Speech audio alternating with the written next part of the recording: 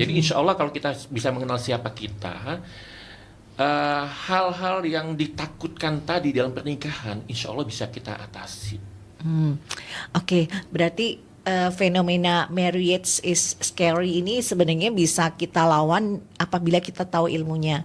Bagaimana kita mengenali diri kita sendiri, kemudian mengenali calon pasangan kita gitu ya. Kemudian bagaimana cara kita mengkolaborasikan dari dua karakter yang berbeda itu supaya bisa berjalan harmonis. Assalamualaikum Abu Fa, apa kabar? Waalaikumsalam warahmatullahi wabarakatuh. Mbak Ade, terima kasih. Alhamdulillah sehat. Mbak Ade sehat? Iya, alhamdulillah sehat. Seneng nih, paling seneng kalau bisa ketemu sama Abu Fa nih buat Masya ngobrol. Allah, sama ya, kita juga seneng banget ketemu sama semuanya. Iya, jadi hari ini nih kita mau ngebahas tentang fenomena yang belakangan ini banyak terjadi di generasi muda kita nih Abu Fa. Kalau dulu kan buat kita ya mungkin seharusnya begitu ya, menikah itu kan sunnah gitu ya. Emang salah satu cita-cita hidup kita ketika kita dari kecil beranjak kemudian remaja, kemudian menjadi dewasa, aku mau menikah sama siapa kayak gitu kan. Kemudian mau ngapain kayak gitu. Sekarang ini banyak anak muda yang memilih untuk tidak menikah gitu. Bahkan banyak di antara mereka yang mengatakan bahwa marriage is scary. Wow, Gitu. menakutkan ya. Iya, banyak orang-orang yang bilang di media sosial ya, bagaimana kalau misalnya setelah menikah kita kehilangan kebebasan gitu loh. Kayak misalnya wanita-wanita yang mungkin takut mendapatkan pasangan yang tidak tepat gitu ya, sehingga ketika dulu waktu gadis dia masih bisa nongkrong di kafe gitu, akhirnya setelah menikah dia harus menjaga rumah, mengasuh anak-anak, sementara suaminya bisa bergembira di luar sana gitu ya dengan teman-temannya. Gimana nih Abu Fa, menurut dari segi psikolog gitu ya, dari sisi psikologi, apakah ini ada pengaruh dari parenting kita di masa lalu? Kan berarti parenting kita nih, umur kita yang jadi orang tua nih, sehingga menghasilkan anak muda yang sekarang. Terima kasih Mbak Ade.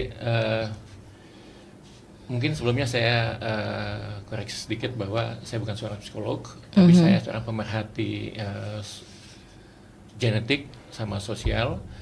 Oke, yang perlu kita lihat pertama kali yaitu data. Jadi data menunjukkan BPS tahun 2023 itu pernikahan kita adalah yang terendah dalam 10 tahun terakhir. Ya. Tahun Jadi, 2023 jumlah ya. pernikahan. Iya, jumlah pernikahan itu 1.507.255 pernikahan Se-Indonesia. se-Indonesia. Oke. Dan itu turun 128.093. Berarti 10% lebih ya? 10% lebih. Wow. Bukan, 28%, 28,63%. 28. 28. Ini menurun dalam 10 tahun terakhir. Berarti lebih dari seperempatnya. Ya, jadi ini cukup mengkhawatirkan. Sebetulnya bagi negara-negara seperti Indonesia tidak begitu mengkhawatirkan karena jumlah penduduknya masih banyak ya. Tapi ada beberapa negara seperti Tiongkok, Jepang itu mereka mengalami problem, termasuk Singapura ya, karena jumlah pernikahan itu menurun drastis gitu ya. Nah, sebetulnya kenapa sih kok bisa terjadi hal seperti ini yang kata Mbak Ade itu marriage is scary gitu ya, sesuatu yang menakutkan ya. Ini banyak faktor sebetulnya Mbak Ade. Ya, bisa kita sebutkan misalnya salah satunya itu tekanan sosial ya, terus harapan masyarakat terhadap pasangan ya, kemudian trauma, ada juga media sosial, tanggung jawab yang besar apabila setelah menikah, kemudian komitmen yang besar. Nah, ini ada beberapa faktor yang menyebabkan kadang-kadang pasangan atau individu itu akhirnya enggan untuk menikah. Gitu Mbak Ade. Jadi memang sebenarnya mereka itu kan asumsi yang ada di kepala mereka saja gitu kan. Ya. Ya misalnya masalah tekanan sosial ya, dianggap bahwa pernikahan itu sesuatu yang wajib. Jadi harus menikah, bahwa menikah itu adalah merupakan tonggak awal kehidupan mereka, ya kan? Atau misalnya harapan masyarakat, misalnya kalau sudah usia 25 tahun dia harus menikah, dia harus punya anak, kemudian harus hidup dengan bahagia. Ya, itu merupakan suatu hal yang menyebabkan individu itu takut untuk menikah. Atau mungkin adanya trauma-trauma yang terlihat, misalnya trauma-trauma yang kita lihat di media sosial ya, Atau perceraian orang tuanya. perceraian orang tua misalnya, atau mungkin keluarga atau teman ya, atau mungkin KDRT misalnya, atau di dalam salah asuhan anak ya kan, yang itu mereka nampak di depan. Nah ini bagi anak-anak muda atau yang belum menikah ini bisa menjadi satu trauma. Dan juga bagi mereka itu dengan menikah itu akan timbul satu tanggung jawab yang besar. Nah ini juga ada menjadi salah satu faktor yang menyebabkan menikah itu bagi mereka sesuatu yang menakutkan. Padahal menikah itu enak loh, Katanya menyenangkan 10% loh. aja enaknya. Oh, 90%-nya enak banget. iya. Tapi ada nggak pengaruh, jadi kayak mungkin ada yang salah dengan sistem parenting kita gitu, sehingga kita tidak memberi contoh kepada anak-anak atau tidak memberi pemahaman kepada mereka sejak dini gitu, misalnya bahwa suatu saat nanti kamu harus menikah, bahwa menikah itu memang fitrah kita sebagai manusia untuk melangsungkan keturunan, kemudian Iya. persiapan seperti apa kayak gitu. Gimana tuh? Kenapa baru terjadi itu akhir-akhir ini saja gitu loh? Iya, tadi saya sebutkan bahwa tren menikah itu kan sudah berkurang jauh ya, 28% ya, dengan faktor-faktor yang tadi disebutkan. Sebenarnya kalau kita kembali kepada akidah kita, kepada Islam, kepada tuntunan kita Islam, bahwa menikah itu sebagaimana disebutkan dalam surat An-Nur ayat 32, bahwa itu kita diminta untuk menikah. Kalau kita mohon maaf saya menyetir sedikit ayat Al-Qur'an, surat An-Nur ayat 32 yang artinya, dan kawinkanlah orang-orang yang sendirian di antara kamu, dan orang-orang yang layak berkawin, dan hamba-hamba sahayamu yang laki-laki dan hamba-hamba sahayamu yang perempuan. Jika mereka itu miskin, Allah akan memampukan mereka dengan karunia-Nya, dan Allah maha luas pemberiannya.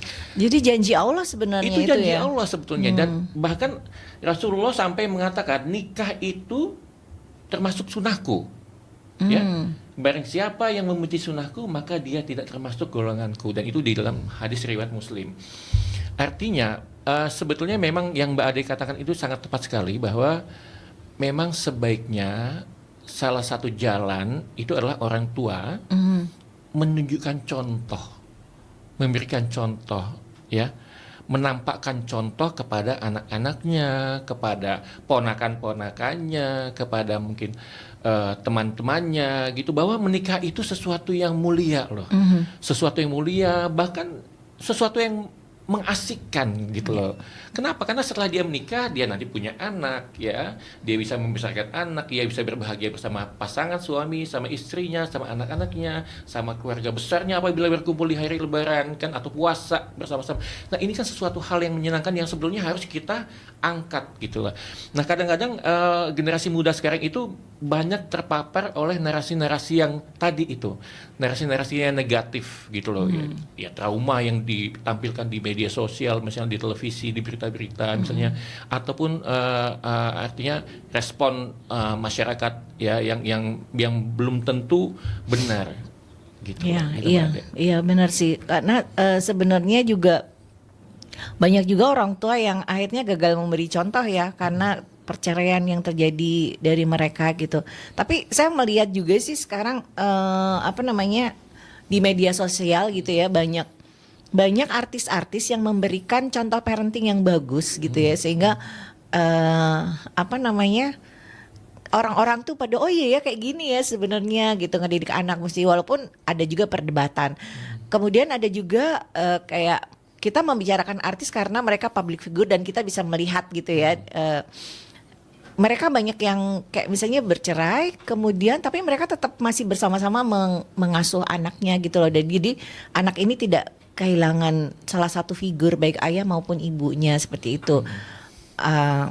Apakah ya itu mungkin salah satu jalan keluar kalau memang pada akhirnya pernikahan tidak bisa dipertahankan, harus ada sesuatu yang tetap hadir untuk anak-anak mereka gitu ya. Itu salah satu upaya buat mencegah terjadinya fenomena marriage is scary ini ya. Iya Mbak, benar sekali. Sebetulnya kalau kita lihat contoh itu banyak sekali, baik contoh yang bisa kita pegang sebagai panutan ataupun yang sebaiknya kita tidak contoh gitu ya.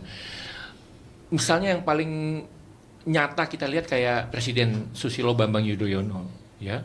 itu kita lihat kalau di Indonesia ya, kita tidak bicara Rasulullah bersama keluarganya ya, itu jauh lebih mulia dan lebih Masya Allah ya contoh-contoh beliau ya. Pak Susilo SBY itu bisa memperlihatkan kepada kita contoh rumah tangga yang luar biasa harmonis ya. Begitu sayangnya Pak SBY kepada Bu Ani, demikian juga Bu Ani kepada Pak SBY hingga akhir hayatnya Bu Ani sampai sekarang. Dan itu bisa dilihat dengan momen-momen dokumentasi yang bisa kita lihat pada diri beliau, itu contoh. Tapi banyak orang bahwa keharmonisan keluarga yang seperti itu tuh hanya bisa terjadi untuk mereka-mereka yang punya ekonomi yang cukup mapan. Itu gimana tuh? Sebetulnya di kita itu sudah banyak contoh. Makanya saya bilang tadi contoh misalnya Ali bin Abi Thalib radhiyallahu anhu. Itu beliau mencontohkan, kita belum ambil kepada Rasulullah nih ya. Kita Ali bin Abi Thalib aja. Beliau itu sangat-sangat sederhana. Ya. Tapi keluarganya sangat bahagia, sangat harmonis. Contoh kasus pada saat beliau mau buka puasa, ya kan? Hanya punya sedikit hidangan, ya kan, untuk dibuka puasa bersama Fatimah dan anak-anaknya. Tiba-tiba datang duafa mengetok pintu menyatakan kekurangan makanan. Tapi apa beliau? Beliau tanyakan kepada istri dan anak-anaknya, bagaimana ini? Silakan berikan kepada beliau, berikan kepada kaum duafa itu. Nah ini artinya kemiskinan itu tidak menjadi faktor penentu kebahagiaan.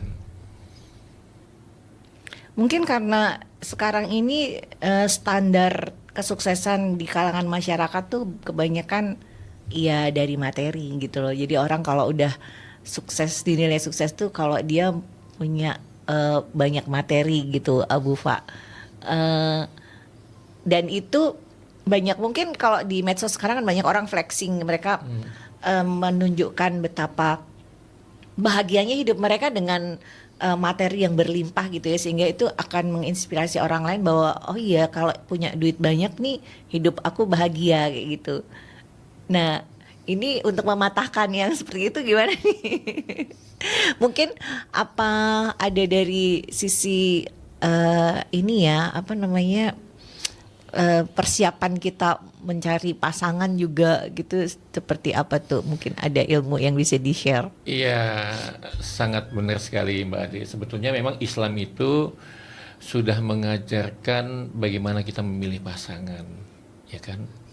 Mulai dari pilihlah yang cantik, ya kan?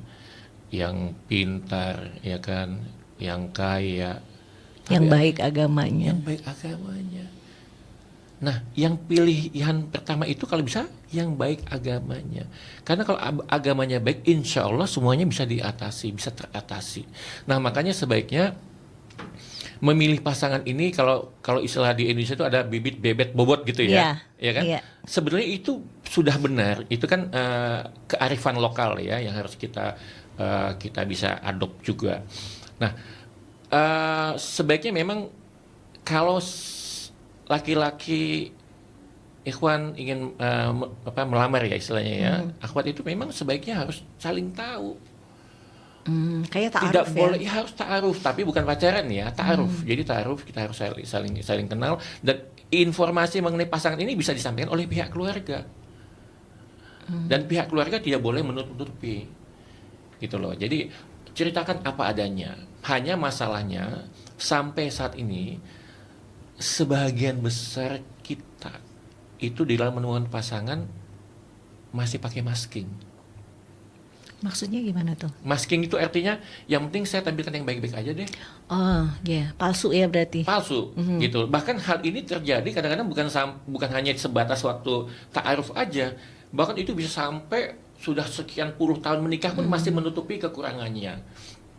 Gitu Mbak Ade. Padahal sebenarnya kenapa orang bertindak seperti itu? Bukankah apa ya, maksudnya tujuan dari pernikahan itu sendiri kan sebenarnya untuk seumur hidup. Kalau seperti itu kesannya jadi hanya supaya dapat aja gitu.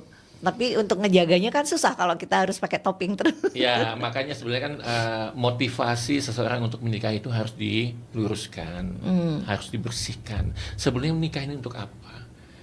apakah hanya untuk sekedar having fun atau sekedar status sosial masyarakat aja, atau hanya untuk faktor-faktor X yang kurang baik misalnya. Berarti yang harusnya berperan untuk, kan ini yang mau, kalau biasanya orang menikah itu kan ketika mereka usianya masih muda nih, antara 20 sampai 30 tahun lah yang rata-rata.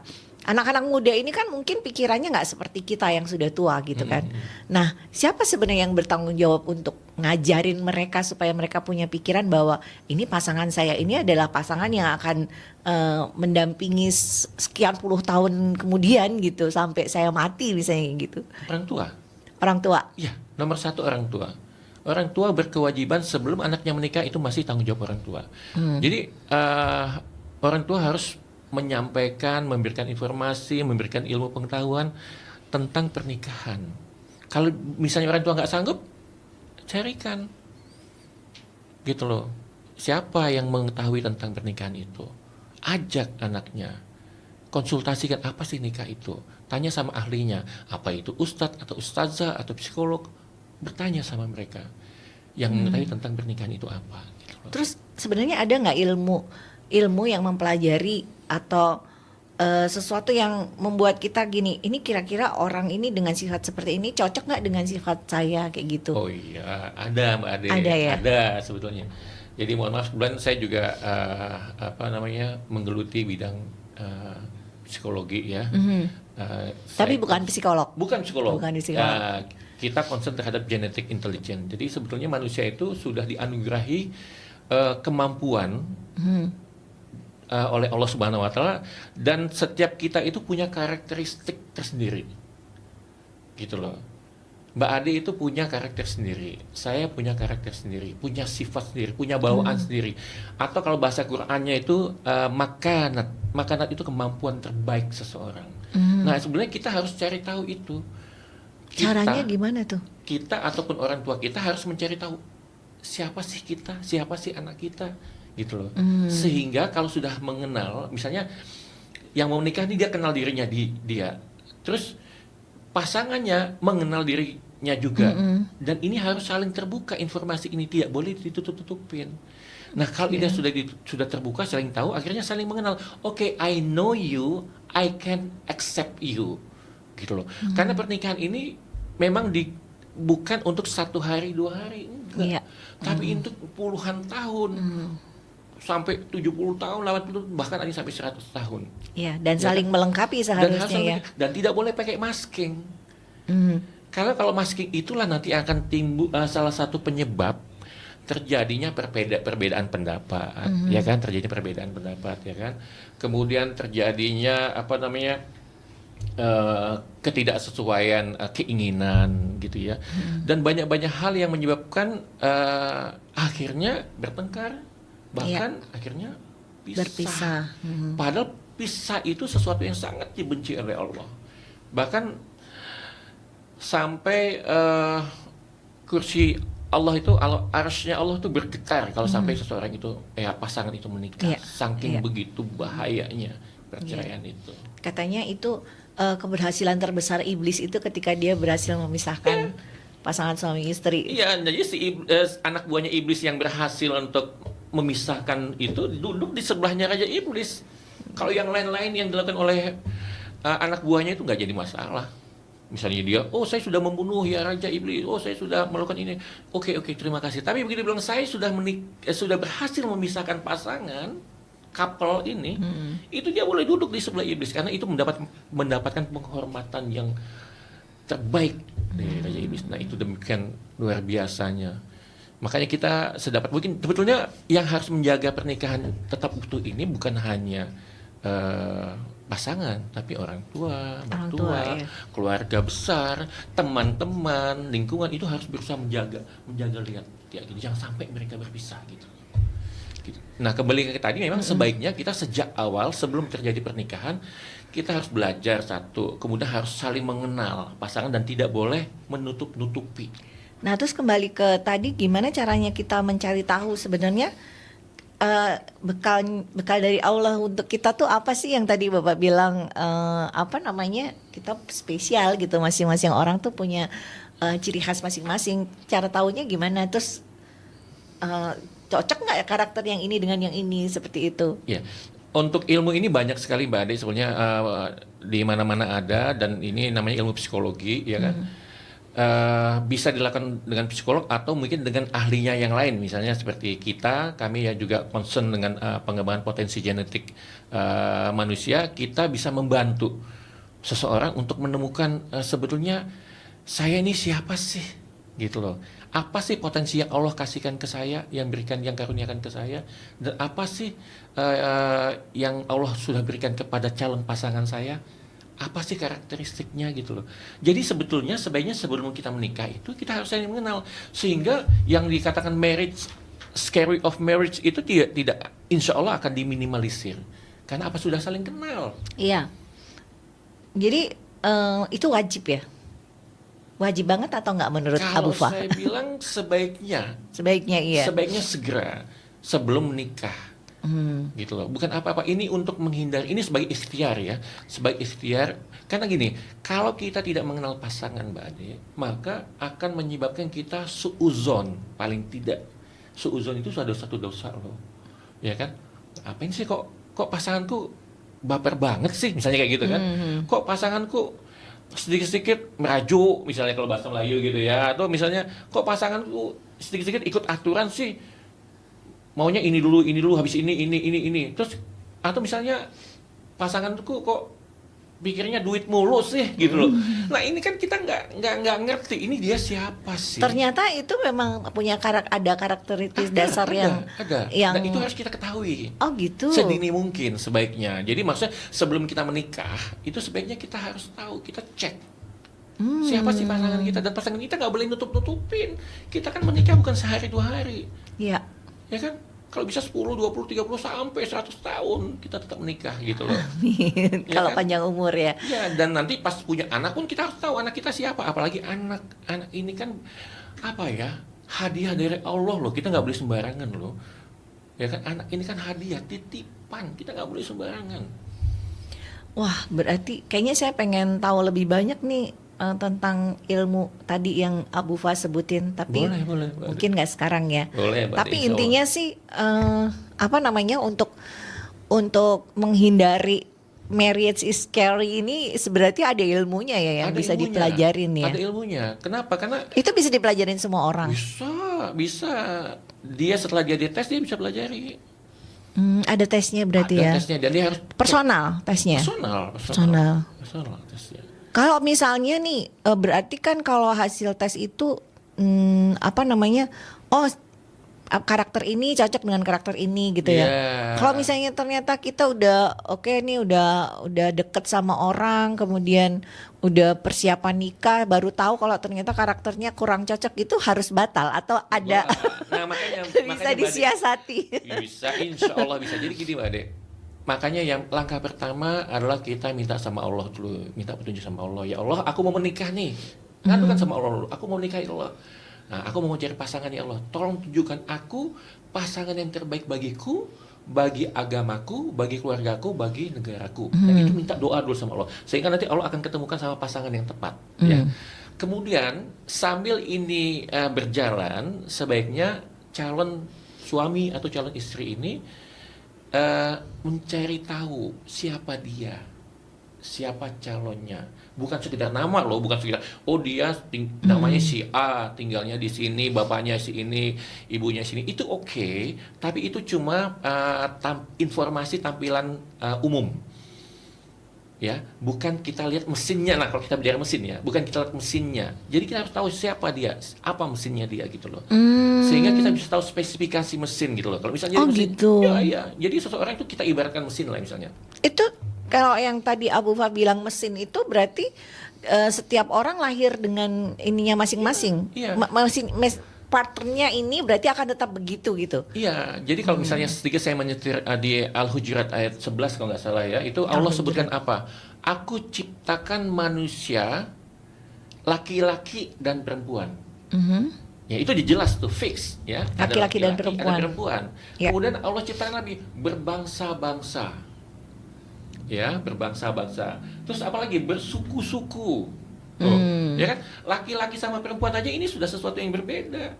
Ya kan, sifat laki-laki, karakter laki-laki, perempuan, karakter perempuan. Nah, misalnya kok dia istri, dia harus tahu suaminya ini laki-laki. Gitu. Jadi jangan takut-takut loh. Nggak bisa, itu memang harus dihadapi. Oke, berarti memang Belum lagi eh, tadi mau menurut aku Ade, belum lagi tadi bangsa. Nah, ini yang kita sebut bangsa, ini kita ibaratkan kayak mesin.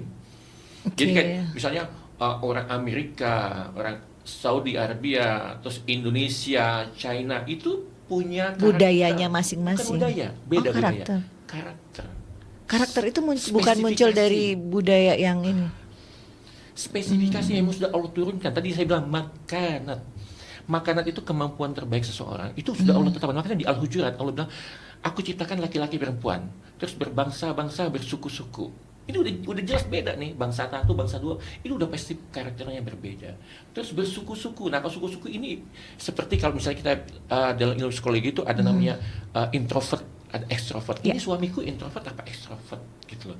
Nah, kita nggak bisa sembarangan. Nah, kalau kita sudah tahu, oh ternyata istriku yang cantik jelita ini adalah seorang yang introvert, pantesan ya dia diem aja misalnya gitu ya. Iya, artinya sih sebenarnya ilmu itu bisa digunakan untuk bagaimana mencari pasangan, kemudian bagaimana kita menyikapi Menyikapi, mempertahankan. ketika pasangan kita ternyata begini gitu ya. Iya, terus mengembangkan menjadi suatu keluarga yang Oke. harmonis gitu. Termasuk bisa untuk mendidik anak-anak. mendidik anak-anak juga, Mbak Ade. Wah, saya penasaran nih, Abu Fa. Ya, insya Allah Next kapan time ada kita waktu kita bisa obrolin, tes. iya, Tapi yang iya. penting intinya sih memang kita harus saling mengenal.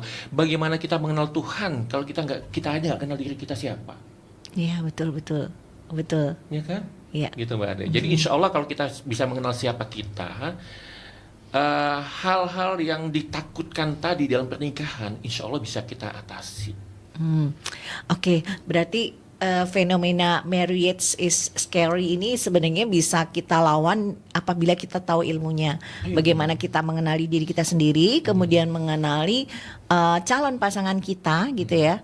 Kemudian bagaimana cara kita mengkolaborasikan dari dua karakter yang berbeda itu supaya bisa berjalan harmonis. Iya. Dan itu bisa dipelajarin. Saya pelajari. Dan cuma ada satu hal yang perlu saya garis bawahi khususnya kepada kaum laki-laki, kaum Hawa ya. Kita pada waktu akad nikah dibilangnya apa? Orang tua mengatakan aku nikahkan. Ya, terus dijawab apa? Aku terima nikahnya. Ya. Itu harus digarisbawahi loh. Aku terima nikahnya. Artinya, mohon maaf, kita sebagai kaum Adam harus betul-betul garis bawahi bahasa ini. Aku terima nikahnya dan kawinnya. Itu artinya apa? Bahwa apapun yang terjadi dengan pasangan kita harus accept, terima. Jadi nikah itu artinya apa? Semua Ya. yang terjadi. Itu kenapa kita tidak boleh bertopeng tadi ya, Nggak boleh. supaya si yang bakal menerima nih tahu bahwa ini nih begini sehingga dari awal dia sudah bisa mengantisipasi. Iya. Kalau kita bertopeng, tahu-tahu ketahuannya udah nanti. Ya konsekuensinya harus terima. Karena sudah aku terima nikahnya gitu Iya, loh. iya, iya, iya. Ya kan? Jadi kalau misalnya dia tidak pada waktu dia ijab kabul tuh dia bapaknya pengantin wanita bilang aku nikahkan tuh, aku nggak mau terima, ya udah nggak usah nikah, batal Iya. gitu loh. Nah Iya. artinya untuk mengantisipasi si kaum Adam ini mengantisipasi bahwa dia siap menerima aku, terima nikah dan kawinnya, ya kan? Artinya seluruh konsekuensi yang ada di situ, ya kan? Baik itu tentang karakternya, baik itu nanti tentang kehidupan yang di masa yang akan datang itu insya Allah bisa diminimalisir, gitu. Tapi misalnya tidak nih, dia tidak tahu siapa pasangannya, tiba-tiba terus ketemu aja, tidak ada informasi sama sekali, blank. Nanti misalnya terjadi, oh apa sih sedikit baper misalnya kan, apa sih sedikit main aturan misalnya, apa sih sedikit uang gitu misalnya kan. Nah ini kalau kita tidak ngerti, oh memang ternyata dia karakternya begitu, Iya. gitu loh. Jadi kita bisa accept. Nah nanti mungkin kapan ada waktu saya bisa sampaikan sedikit bahwa di dalam ilmu kita genetic intelligence itu bahwa ada strata Mbak Ade. paling bawah itu namanya strata personality. Terus yang kedua namanya strata mentality. Terus morality. Terus spirituality. Nah, ini adalah tingkatan-tingkatan yang harus dipahami oleh couple, oleh pasangan, supaya tidak terjadi yang namanya benturan. Oke, Ya, oke. gitu Mbak Ade. Wah, kayaknya kita harus ngobrol lagi nih lain waktu Boleh, supaya boleh. Insya ilmu Allah. saya lebih banyak. Insya Allah, Mbak Ade, insya Allah. Mungkin ada pesan terakhir buat generasi muda nih bahwa marriage is not scary at all. Gimana nih Abu Fa? Yes, merit itu bukan sesuatu yang menakutkan, sesuatu yang menyenangkan, sesuatu yang indah insya Allah, dan yang pasti itu adalah sesuatu yang mulia. Karena apa? Karena ini memang diminta oleh Allah, sudah dia sebutkan dalam surat An-Nur sama apa tadi ya? Itu dua surat sudah menyatakan, dan hadis-hadis Rasulullah juga memerintahkan golongannya kalau kita tidak menikah. Tapi tentu ada hal-hal lain yang menyebabkan seseorang itu tidak menikah. Nah, itu kita tidak bisa langsung Judge, ya. gitu. Sekarang kok kamu nggak nikah? Nggak bisa. Kita Iya. harus cari tahu latar belakangnya, kenapa.